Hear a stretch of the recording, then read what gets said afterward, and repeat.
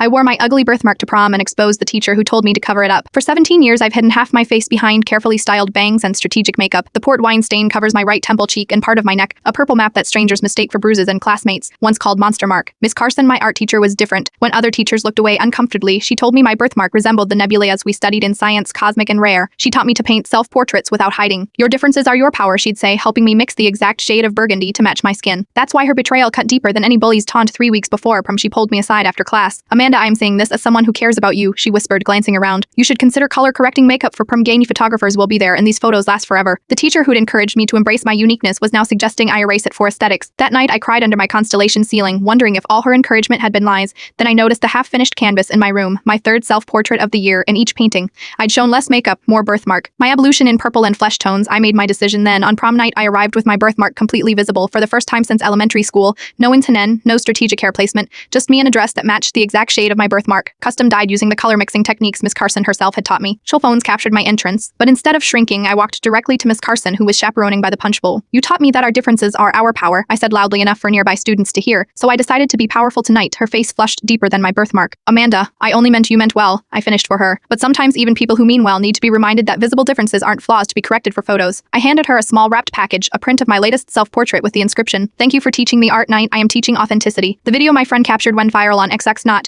because people were mocking my birthmark, but because thousands of comments poured in from others who'd been told to hide parts of themselves, their vitiligo, their scars, their birthmarks for special occasions. Sometimes the most powerful statement isn't covering what makes you different, but wearing it like the cosmic rarity it truly is, even when the people who taught you to love yourself momentarily forget their own lessons.